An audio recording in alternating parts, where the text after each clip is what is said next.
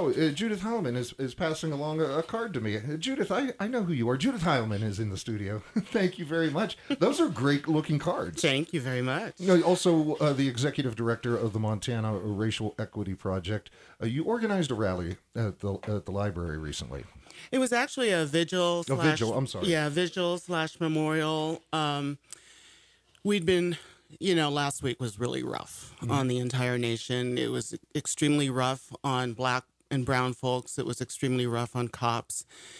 And you may remember, of course, I know you do, Chris, that I'm a retired detective sergeant. I was going to get into your bona fides. You are a former police officer, I believe, San Diego. No, Palo Alto, California. That's right. I'm sorry. Palo Alto, California, and also I'm Black. I've been Black all my life. You're Black? So I am. So anyway, the Vigils Memorial, we put it together in we started it at 9. We booked the library room at 9, and it started at 5:30. We created the Facebook event and put that out probably about 10:30, 10 o'clock, something like that, and we had 80 plus people at its height. There was definitely a need for it. We'd been getting lots of inquiries. Were we going to be doing anything? Because the community was really hurting just from all these awful, awful murders. They were all murders. Alton Sterling in Baton Rouge, Philando Castile in Minnesota, and all the Dallas officers who were shot and killed, 5 of them, along with something like 7 others who were very seriously injured, along with 2 civilians. So it was a time for people to get together and express their sorrow. They really, really wanted to know what they could do to help interrupt, to help stop the racism, the endemic racism that is always been in our country, but is now so much more obvious with the advent of cell phones. So we had some really, really good talks about that. There were a lot of tears. There were a lot of personal stories that were shared. And a lot of determination to go forward. I would say that out of that 80 plus people, it was probably 90% white. Mm-hmm. And they recognized what was going on, and they just want to, they're saying, we can't be silent anymore. We've got to do something. Help us. What can we do? Judith, the last time you were in the studio, you and I were discussing the shooting of 9 people in Emmanuel Church. That's right. In the Carolinas. Have you noticed any measurable change in the perception and relationship between the races since then, a little more than a year ago, until today? No. I would say no until last weekend. Now, this national tragedy, as I term it, and as a lot of other people term it, of last week, has really, really brought it to the fore, on top of Orlando, mm-hmm. and other mass shootings. But the fact of the matter is that most people who are killed, as far as racial minorities go, mm-hmm. are in much less obvious ways, or much less noticeable ways, because they just don't get covered. But there was so much going on with Orlando and with these shootings last week that it was exploded. Why is there still tension? I guess for the lack, or maybe tension is the wrong word, and if it is the wrong word, please correct me. But why is there still this level of tension between whites and blacks and browns and whites? And, anybody that looks different is viewed with a suspicious eye. Well, that's very interesting, because I think what's going on is that there's so many people who think that there's nothing wrong, or that they're not racist themselves. Mm-hmm. And there's this idea that if you're a racist, you're blatantly saying things, you're blatantly doing things, and that's not necessarily the case. and a lot of racists are actually good people. You know what I'm saying? But they have this mindset that that Black and brown people, Asian people, Native Americans are the other, that they don't really have a relationship with any of them. And they're just going on what they see, what they read, television, listening to talk radio. And they don't really have a relationship with any Black folk. Now, a lot of people would say, I do have Black friends. I do have brown friends. I'm not racist. They'll tell you I'm not racist. But if you, there are so many different ways that it shows that you actually have this built into you. We are born into this system.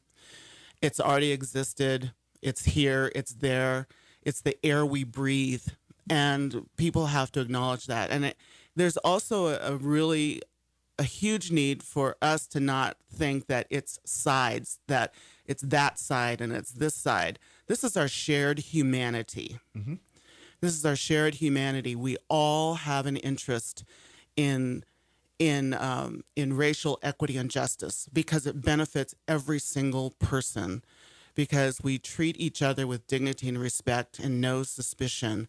We don't automatically assume that somebody Black is who's walking towards you on the street at night, if you're a white person, is getting ready to steal your purse, or there's a need to lock your car door or something like that, or to figure that they come from a broken family, or that they were raised in a ghetto, or that or that Indians only live on reservations, and that that they're not trying to get themselves out of poverty. That's part of this whole system from the time that America was created, from the Declaration of Independence.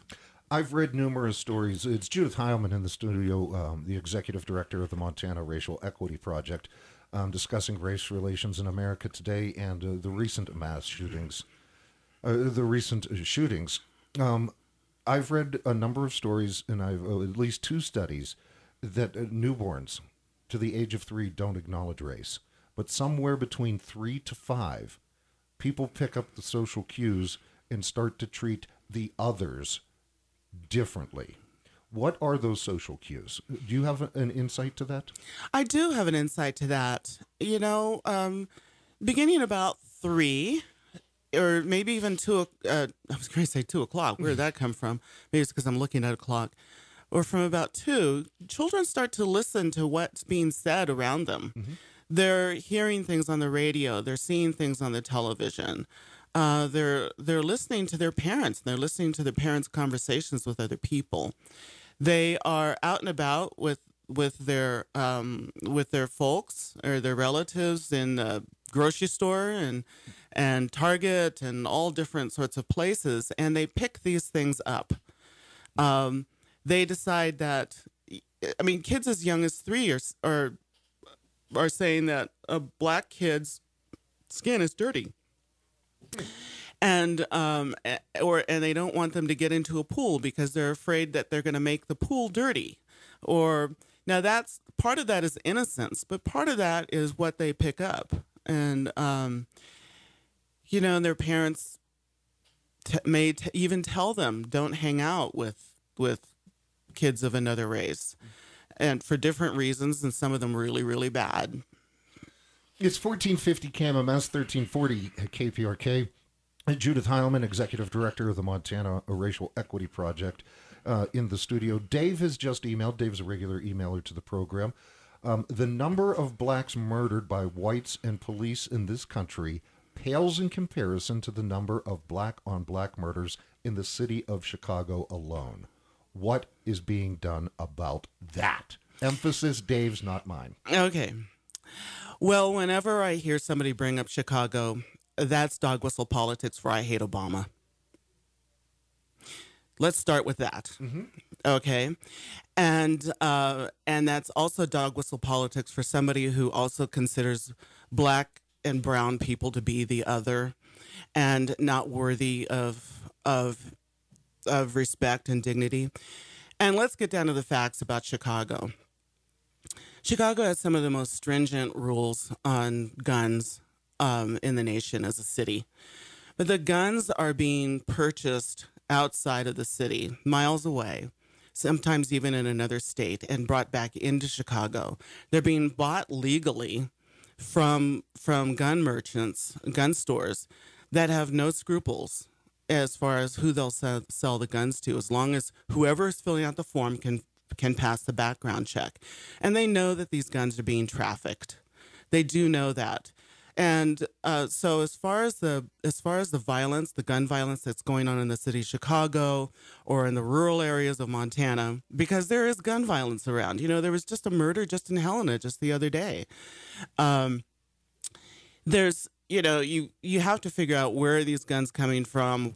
You have to look at the larger picture. Mm-hmm. You know, the folks, Chicago has this huge, long history of forcing Black people to live in poverty-stricken areas.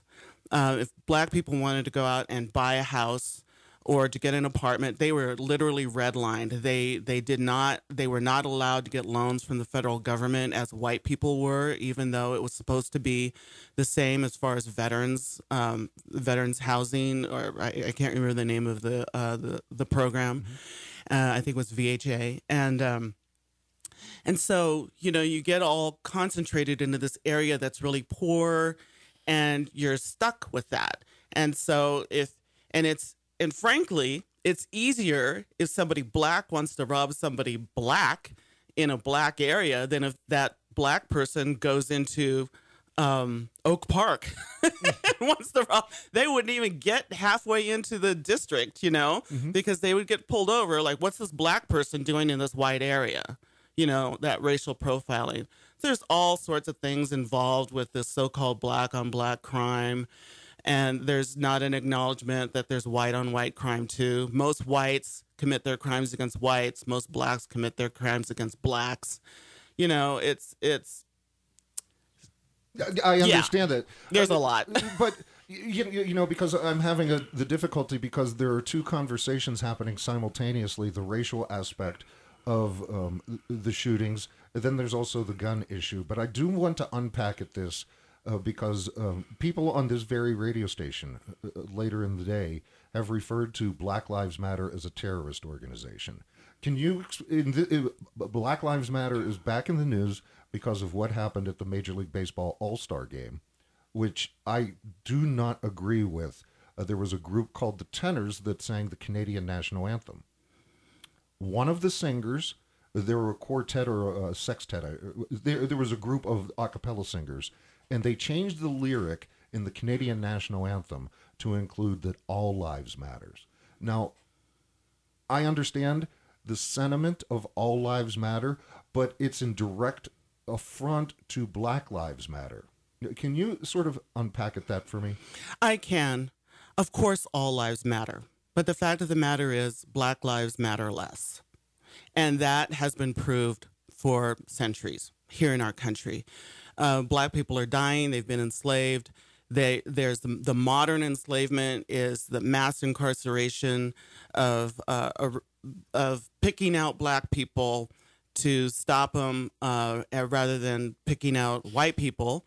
And as much as they pick out Black people, and then finding them with some drugs or something, you know, and then they wind up in prison after a couple of things. I mean, marijuana is so all over the place, but how come it's mostly Black people that get arrested and charged for possession? You know, I mean, it's that kind of a thing, and so mass incarceration of Black people is the current day slavery, and studies will show all that. There's all sorts of research out there about that. There's all sorts of wonderful books about it. The New Jim Crow by Michelle Alexander is required reading. Between the World and Me by Ta-Nehisi Coates, required reading. And I would even suggest that America's Original Sin by Jim Wallace is also required reading, because this is a majority Christian country, and that is a really good book for people to read if they are professing Christians, or even if they say I'm not anything, but they sort of all they know is God. I'm sorry, I got a little distracted. But the fact of the matter is, it's not only Black Lives Matter, it's that Black Lives Matter too. You have to understand that there is those unspoken two words at the beginning, only Black Lives Matter. It's not true. Black Lives Matter too is true, because we're dying. We're being stopped and frisked. We're being we are subject to a very unjust criminal justice system throughout the nation. Not everywhere, but in a lot of places. There are cities there's cities and police departments that have truly broken relationships with their citizenry for decades. There's no trust. Ferguson was an extreme example of that. Thankfully, here in Bozeman, we have generally there's a really good trust between our police department and our sheriff's department and the citizenry. But, we have to work at that, and we have to make sure that it stays there. That's not to say that there haven't been horrible things that have happened or oppressive things that have happened between officers and deputies and citizenry, because I hear the stories and I know the stories to be legitimate. Another thing I would like to ask you about, because using Ferguson as an example and using the gentleman that took over the wildlife refuge. The gentlemen, I referred to them as little boys playing army in the woods. Other people referred to them as true patriots. The protesters in Ferguson were rioters and disruptive, and they should be put in jail. Why is there such a distinction between, I'll use the word rioters in Ferguson, and the true patriots that took over a wildlife refuge? Yeah. Okay. First, let's clarify the rioters in Ferguson. There were a few people who turned otherwise peaceful demonstrations into riots. But on the media coverage made it all look like a riot, like everybody was rioting. And that is so not true. What was hardly ever covered was all the people, all the citizens of Ferguson who were out the next day cleaning up, people trying to protect the cops. But then there was also that militarization of the police that just made it look like they had to, bring in the National Guard, literally, and take over the city. And then you've got what you term to be patriots, because then that is what they called themselves, true patriots, who took over the wildlife refuge. Well, what we have here again is us and them, and that's the normal. I mean, what is normal in our country is white. And I'm saying normal in quotations, because that's just the way it's been for so long. And so for many white people, Ferguson was just black people acting like heathens, or whatever word would be coming through their mind, something like that. But the white people who illegally took over a federal wildlife refuge with short arms and long arms were patriots. We have this dichotomy that is so interesting, and that it was that the people at the wildlife refuge got away with it for weeks upon weeks, as opposed to Ferguson, where the cops came in and the armed guards came in like right away, with the armored vehicles and the turrets and all that kind of stuff. The optics were really bad for both, and frankly, the base was really bad. What was really going on was really bad. It's us versus them, and it shouldn't be that way. It's 1450 KMMS, 1340 KPRK. Joining me in studio, Judith Heilmann, the executive director of the Montana Racial Equity Project. I want to ask you a question specifically about guns here. All right. Regarding the Dallas shooting, I have read numerous news reports, because Texas, much like Montana, is an open carry law. And the demonstration happening in Dallas was peaceful up until gunfire erupted.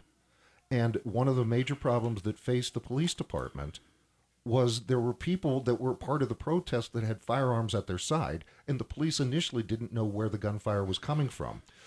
What are your thoughts as a former police officer regarding open carry laws? Well, first off, I just want to go back to the thing about the wildlife refuge and just say that many people were referred to the white occupants there as patriots, true patriots, but a whole lot of people considered them domestic terrorists, and they happen to be white domestic terrorists. Now, as far as Dallas goes, wow, Texas is a state that would really like to, the legislature and the governor and lieutenant governor would really like to see guns everywhere all the time. And they've pushed through a lot of stuff. Of course, they don't want to allow guns within their national capital, within their state capital, just like guns aren't allowed in our capital here either, in Helena. But the ability to carry long guns openly, and long guns, everything from shotguns to rifles to any semi-automatic assault-looking rifle, is totally legal. And open carrying now open carry of a regular handgun on one's hip or wherever, a shoulder holster, will soon be legal in Texas. So yeah, there were 15 to 20 open carriers of long guns in Dallas when the shooting broke out. One of the things that the Second Amendment folks who like to say is that, what are you going to do when you get robbed or something happens, and there's nobody there to protect you, but we're here and we're armed and we're locked and loaded, we're ready to go, we can protect you. But when the what hit the fan, they were running just as scared as anybody else, and because they were openly carrying guns, it did confuse the situation for the cops. And I could tell you, as a retired cop myself, as any cop that I know, that is a nightmare, because you don't know who the good guys or the bad guys are. And that has always been a problem with open carry. You don't know who the good guy is and who the bad guy is. And that has happened so many times across the country, individuals and also several different people at a time. And so while cops were literally dying while they were being shot, and the cops who were still standing were trying to protect the people who were there in a peaceful demonstration that they had been that had been going really well, and the Dallas PD had been doing a great job in protecting this demonstration. While they were trying to protect all those people and find the sniper, they were also having to hunt down these people who were running around with their guns, because they didn't know if they were part of it or not. And that was an extreme taxation on the Dallas PD that was totally uncalled for. It was terrible. It was just terrible. Is Judith Heilmann, Executive Director of the Montana Racial Equity Project, is in the studio. Judith, is there a commonality or a parallel between America's relationship with guns and race relations in the United States today? Well, that's pretty interesting. I will say that far and away more white people own guns than black people and brown people own guns. I mean, the difference is at least 50 or 60%. So you've got that, and you just don't see a whole lot of black people wanting to go around open carrying. It's rare. And I will also say that historically, the NRA was supportive of anybody owning guns and carrying guns until about 1967, 1968, when the original Black Panthers showed up in the California state capitol carrying long guns. And Ronald Reagan was the governor then. And the you-know-what did hit the fan. And then all of a sudden, it was like, we can't have these black folks be carrying around guns like this. They're scary. So, so that's when the background check stuff started actually coming in, and the NRA actually supported background checks for gun sales, and then that started going away. And do you know who made that go away? The current president of the NRA, Wayne LaPierre, is responsible for that shift in the NRA's views. That's exactly true. That is exactly true. There's a really interesting history with the NRA. It's really fascinating, an internal takeover and all that kind of stuff. And by the way, I'm banned on Twitter by the NRA. NRA has blocked me. That's been so for a year and a half, 2 years. Yeah, there was some comments made as the death toll was rising in Dallas. A conservative commentator banned me from his Twitter feed. Yeah. But I digress. I was asking you about the parallel between America's relationship with guns and race relations in the United States today. Yeah, I would just say that to me, it's really rather obvious that it's okay for white people to have guns in white people's minds. That's expected and encouraged. But there's a whole lot of white people in the country who really don't want black people to have anything to do with guns. And I don't know whether it's out of fear or just feeling that, we're the lesser other or whatever, but that's definitely the truth. I can tell you right now that if I walked around with my sidearm open carrying, I would get called in. I'm no question. Oh my God, there's this black person walking around with a gun when this is an open carry state. There's no question about that. President Obama, several shootings ago, had said that the cycle has become very predictable. An incident happens, whether it be a mass shooting or a police officer shooting, there is a period of mourning, then there's a period of anger. The country moves and has a discussion about guns. Legislation is introduced that ultimately fails, and then we sort of forget about it and drift and wait until the next one. How can we break that cycle? Well, there has to be literally a breaking point. And this country has not gotten to it yet. Amazingly, it's not gotten to it yet. Although I think this last week really shocked a lot of people into awareness. And certainly a lot of people here in Bozeman.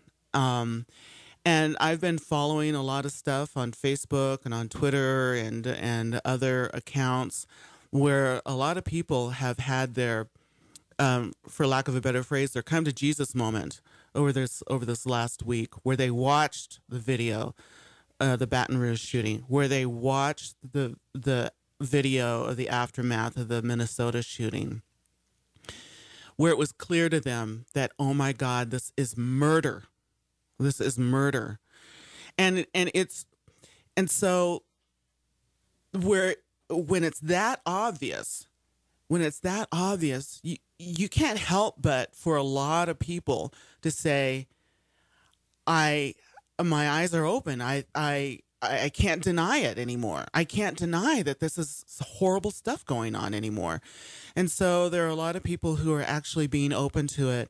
Our Facebook page, the Montana Racial Equity Project, we have a nonprofit Facebook page, has exploded with so many more people coming onto it, looking for education, looking for information and knowledge, and about what really is white privilege, what really is racism, what are some of the things that we can do, how can we more recognize what is going on in front of us, and how can we get up the nerve to actually say something when it happens right in front of us or when we see it right in front of us. That's really encouraging.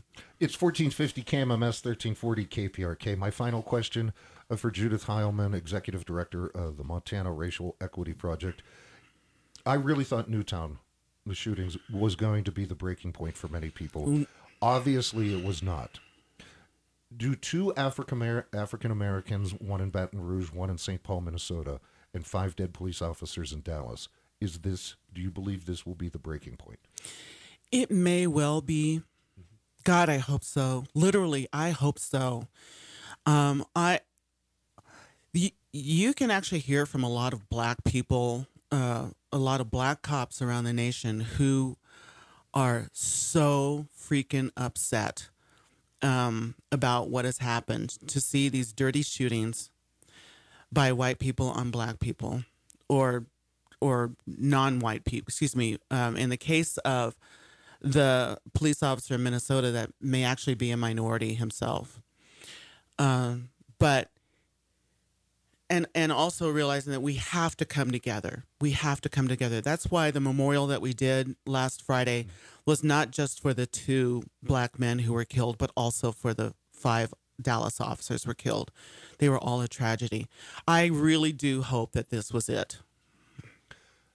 Judith, I'm already well over time. I'm sorry. I wish we could spend many more opportunities. Don't be a stranger. Let's get together on a semi-regular basis. I always enjoy the conversation, and please continue doing what you're doing with the Montana Racial Equity Project. It's Judith Heilmann, the website, themtrep.com. Thank you for your time this morning. .org, actually. Oh, .org. Forgive me. It says .com on your card. Does it? Yeah. I have to fix that. Well, all right. As always, thank you for your time. Thank you.